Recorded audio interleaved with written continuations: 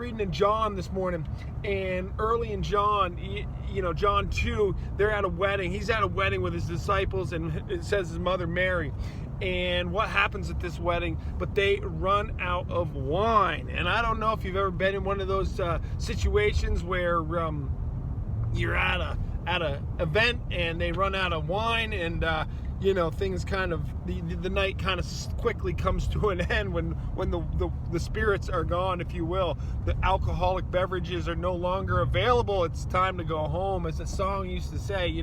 Closing time. One last call for alcohol.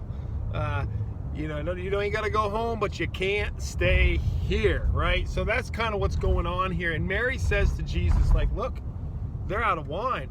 And I kind of think it's like this. She's looking around and she's seeing a bunch of unhappy people doing whatever people do after they've been drinking too much, because either they had too much wine to drink or they just plain didn't order enough wine. But my assumption of this is that it was the latter of the two. These people had drank and consumed far more maybe wine. And the same thing is going to happen here 2,000 years later. If you drink too much, what are you going to do? You're going to start making poor decisions. You're going to start, woe is me, crying in your beer, your empty beer glass.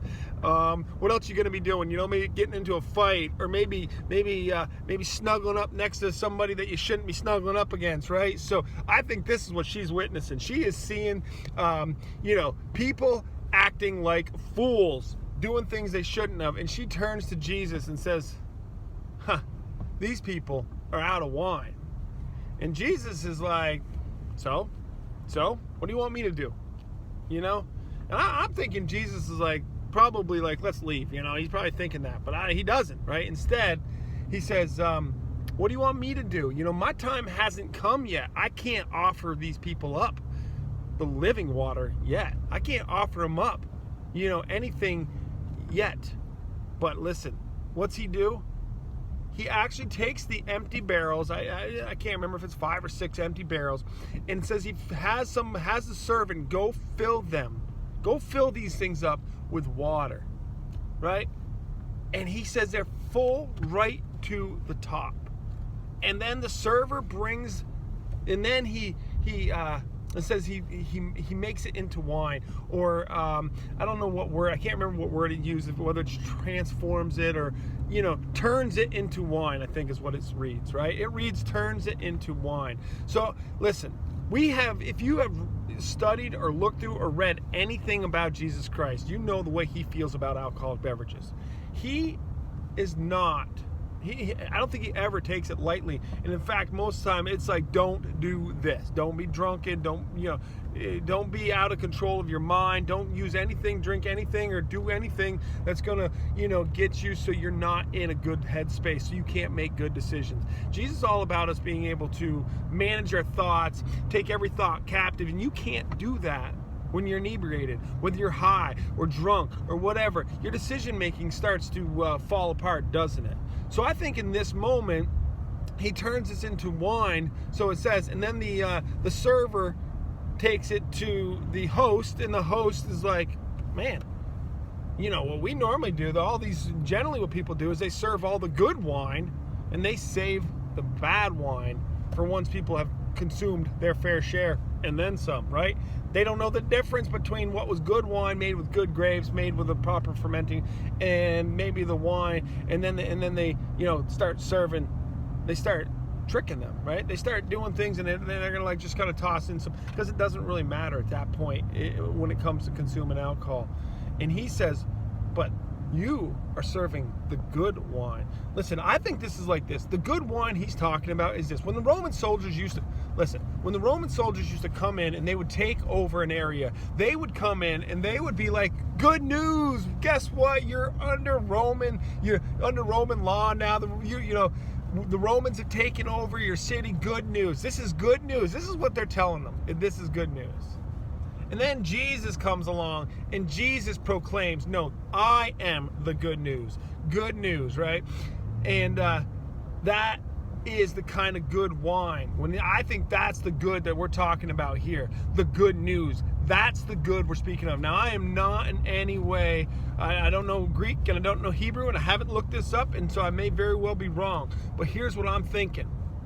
is that wine was not a fermented beverage by any means. This was living water from, it is wine from a grape, from the vine, his vine. This is his wine. This is his water. This is the living water of Jesus Christ that he's offering these people.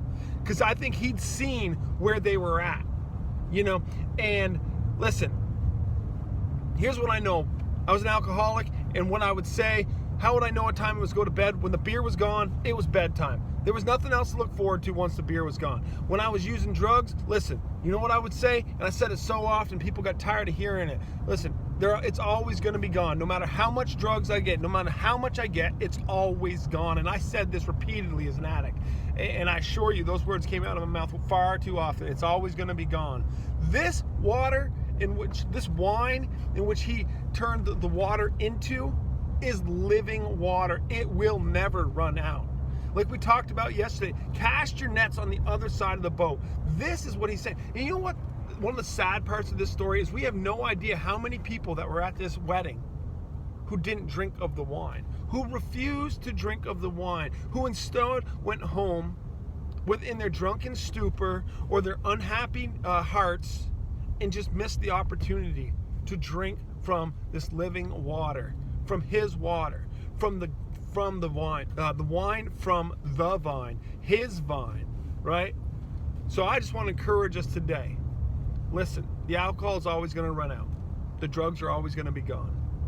The women, the gambling, all of it will fade away. The new trucks, all of it, it's going to fade away. But what won't is his living water. So let's drink of his living water today. Let's make the commitment to stop living in the past. Stop living in trying to find fulfillment in drinking. The bottom of that bottle will always be empty. Stop living at the bottom of an empty bottle. It's always going to be empty. The drugs are always going to be gone. Jesus Christ will fill you up. He will fulfill you. His time does come. He comes and he hangs on the cross so that you can be forgiven for your sins, so that you can have a right relationship with him. And then in the most miraculous miracle of mankind, he is raised from the dead. This is the truth. This is not folklore. This is not some old wives' tale. He is raised from the dead. This is proven by hundreds of witnesses. This man hangs on a cross and then is resurrected 3 days later. Now that's worth following. That's the living water. He's alive today. He is the same God, and I know I keep saying that, but he is the same God. So let's choose his living waters today. Hey, y'all have a blessed day. If you like what I had to say, you know what I'm going to say. But subscribe, hit like, comment, and again, y'all have a go and have a blessed day.